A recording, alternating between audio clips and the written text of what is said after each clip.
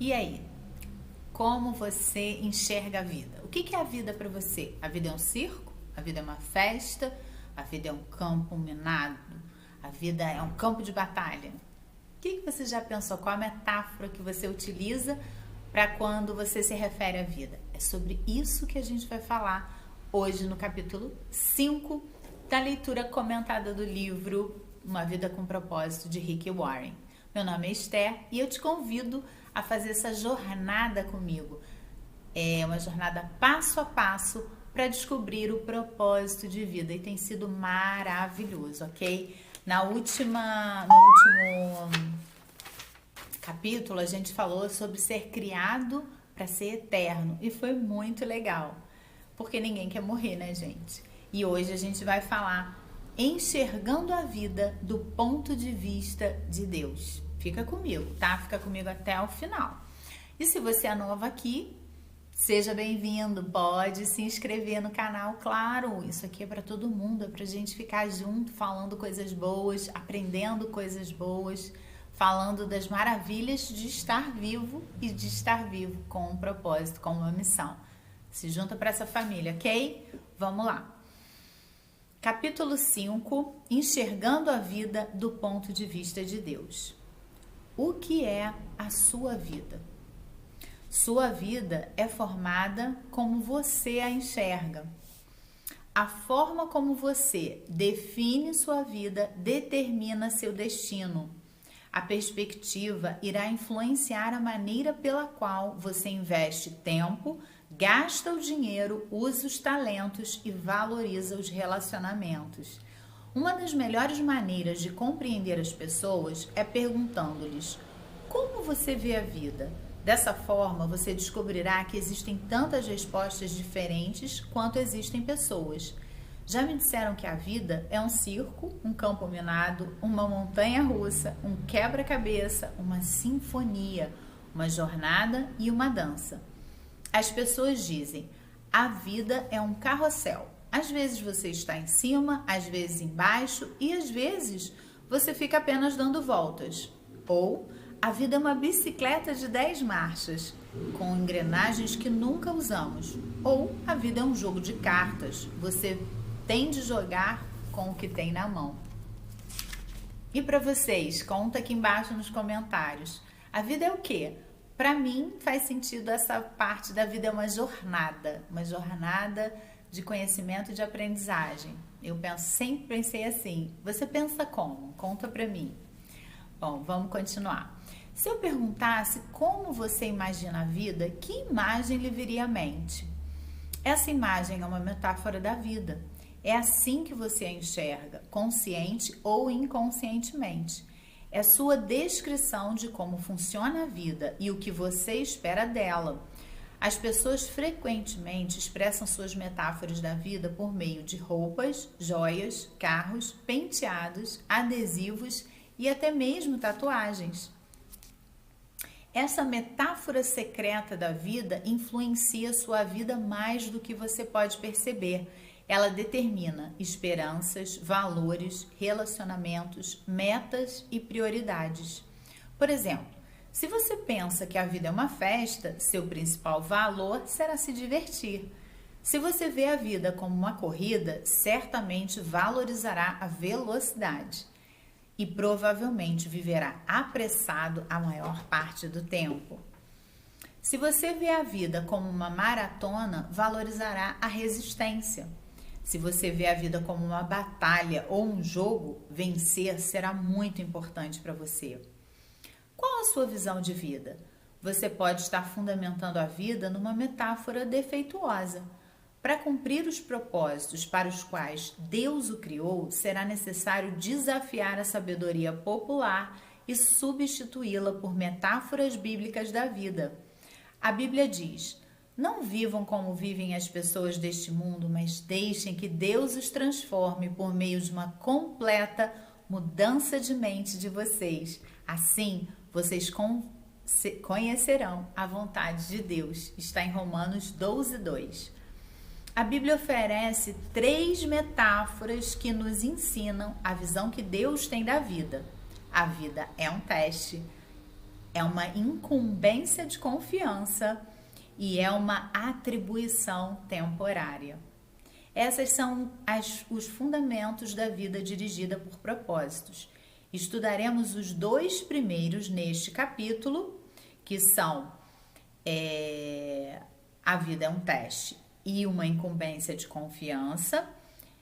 E o terceiro, que é uma atribuição temporária, vai ser estudada no próximo capítulo. Olha o spoiler aí, né, gente? Vamos lá, vamos à primeira visão, a primeira metáfora que a Bíblia ensina pra gente. A vida na Terra é um teste. Essa metáfora da vida é vista nas histórias relatadas em toda a Bíblia. Deus continuamente prova as pessoas quanto ao caráter, à fé, à obediência, ao amor, à honestidade e à lealdade.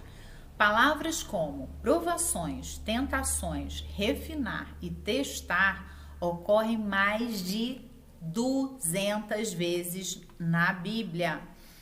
Deus provou Abraão ao lhe pedir que oferecesse o filho Isaque. Deus provou Jacó quando este precisou trabalhar 7 anos extras para obter o casamento com Raquel. Adão e Eva foram reprovados no teste do Jardim do Éden. E o rei Davi falhou diversas vezes ao ser submetido à prova por Deus. Mas a Bíblia também nos dá muitos exemplos de pessoas que foram aprovadas em importantes provas, como José, Ruth, Esther e Daniel. Sim, o meu nome veio da Bíblia. Minha mãe amava a história de Esther. Os testes tanto desenvolvem quanto manifestam o caráter da pessoa e toda a vida é um teste. Você está sempre sendo testado. Deus constantemente observa sua reação às pessoas, aos problemas, ao sucesso, aos conflitos, às enfermidades, às decepções e até mesmo ao clima. Quem nunca reclamou do dia chuvoso, ficou com raiva do frio ou do calor? Ó!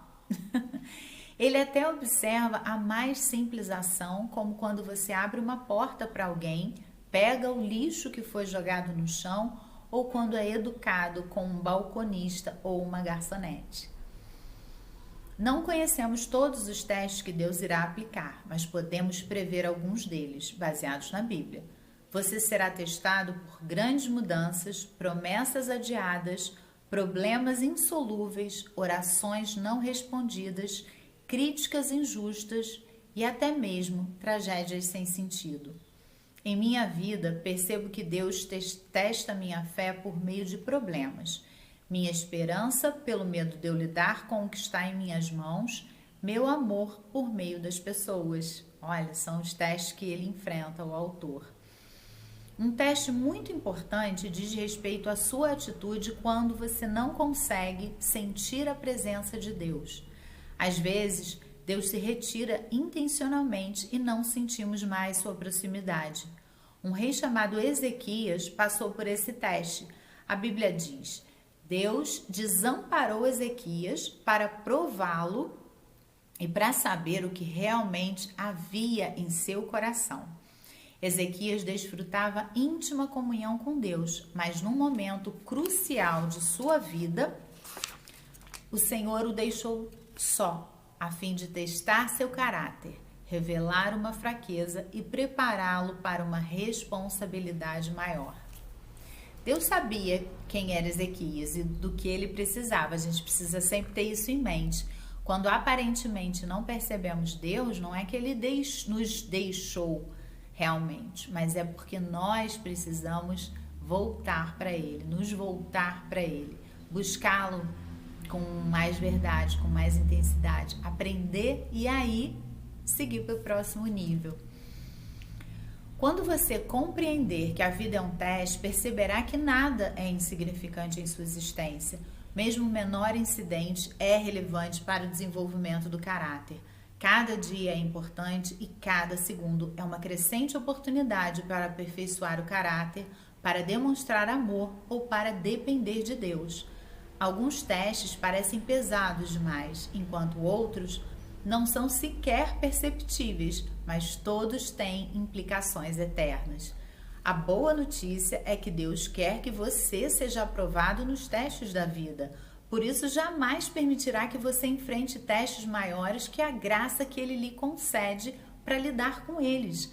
A Bíblia diz: Deus cumpre a sua promessa e não deixará que vocês sofram tentações que vocês não têm forças para suportar.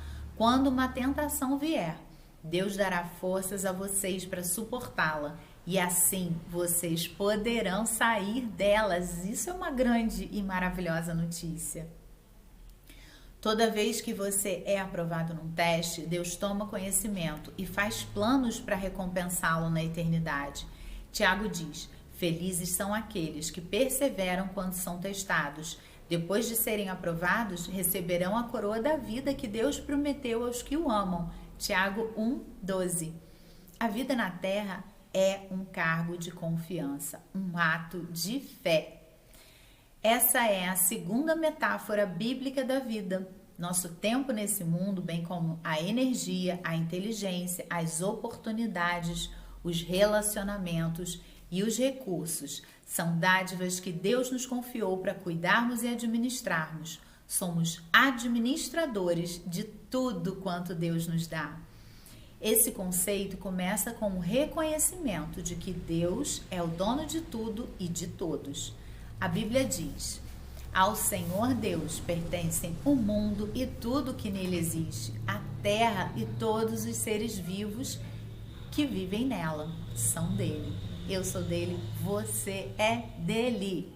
Você não passa nada em vão, tudo tem um propósito. Isso também dá uma paz pra gente, né? Até porque vai ter começo, meio e fim. De fato, jamais possuímos realmente coisa alguma durante nosso breve período de vida. Deus apenas nos empresta a terra enquanto estamos aqui. Ela já era propriedade de Deus antes que você chegasse. E Ele irá emprestá-la a outra pessoa depois que você partir. Tudo o que você pode fazer é desfrutá-la algum tempo. Então vamos aproveitar, né, gente? Quando Deus criou Adão e Eva, confiou a eles o cuidado de sua criação e nomeou os administradores de sua propriedade. A Bíblia diz: Deus os abençoou dizendo: tenham muitos e muitos filhos, espalhem-se por toda a terra e a dominem, e tenham poder sobre os peixes do mar, sobre as aves que voam no ar e sobre os animais que se arrastam pelo chão. Isso está em Gênesis 1:28. A primeira tarefa que Deus deu aos humanos foi administrar e cuidar das coisas dele. Dessa função, o homem jamais foi exonerado e é parte de nosso propósito atualmente. Tudo que desfrutamos deve ser tratado como uma responsabilidade que Deus nos pôs nas mãos. A Bíblia diz: vocês têm alguma coisa que não tenha sido dada por Deus? E se tudo que vocês têm vem de Deus, por que vocês se vangloriam como se tivessem realizado alguma coisa por si próprios? Às vezes a gente é meio metido a besta, né? Eu sou. Mas eu estou aprendendo. Há alguns anos, um casal permitiu que minha esposa e eu, em nossas férias, usássemos sua bela casa de frente para uma praia no Havaí. Era um conforto com o qual não podíamos arcar e aproveitamos muitíssimo. Eles nos disseram: usem-na como se pertencessem a vocês. E foi o que fizemos. Nadamos na piscina, comemos a comida da geladeira, usamos as toalhas de banho, os pratos e até nos divertimos pulando nas camas. Mas sabíamos durante todo o tempo que a casa não era realmente nossa. Por isso, tomamos um cuidado especial com tudo. Aproveitamos os benefícios que ela nos oferecia, sabendo, porém, que não éramos proprietários dela. Nossos valores culturais dizem: se você não é dono, não terá cuidado. Mas os valores cristãos têm um padrão mais elevado. Visto que Deus é o dono, devo cuidar da melhor forma possível. A Bíblia diz: os que recebem algo de valor em confiança devem demonstrar que são dignos de tal confiança. 1 Coríntios 4:2. Jesus frequentemente se referia à vida como um cargo de confiança e contou muitas histórias para ilustrar essa responsabilidade perante Deus. Na parábola dos talentos, em Mateus 25, de 14 a 30, Um homem de negócios confiou sua riqueza ao cuidado dos servos enquanto estava fora. Quando ele retornou, avaliou a responsabilidade de cada servo e recompensou a cada um adequadamente. O senhor daqueles servos disse: muito bem, servo bom e fiel, você foi fiel no pouco e eu o porei sobre o muito. Venha e participe da alegria do seu senhor. Mateus 25, no versículo 21. Ao final de sua vida, você será avaliado e recompensado conforme seu desempenho ao lidar com o que Deus lhe confiou. Isso significa que você faz, mesmo uma simples tarefa diária, tem implicações eternas. Se você trata tudo como cargo de confiança, Deus promete 3 recompensas na eternidade. Primeira, você receberá o reconhecimento de Deus. Ele dirá: muito bem, bom trabalho. Segunda, você receberá uma promoção e uma responsabilidade maior na eternidade. Eu porei a cargo de muitas coisas, que é a segunda, né? Terceira, você será honrado com uma comemoração. Venha e participe da alegria do seu Senhor. Olha aí, ó, quem gosta de festa, vai ter festa. Vai ter festa no céu. A maioria das pessoas não percebe que o dinheiro é tanto um teste quanto um cargo de confiança designado por Deus, que usa a área financeira para nos ensinar a confiar nele. Deus observa como usamos o dinheiro para avaliar se somos confiáveis. A Bíblia diz: se vocês forem indignos de confiança em relação às riquezas deste mundo, quem lhes confiará as verdadeiras riquezas celestiais? Lucas 16, 11. Esse é um conceito, gente, que dinheiro, riqueza material tem muito a ver com a nossa vida espiritual, em como que a gente encara a vida espiritual, né? A Bíblia fala muito sobre finanças, dando vários conselhos.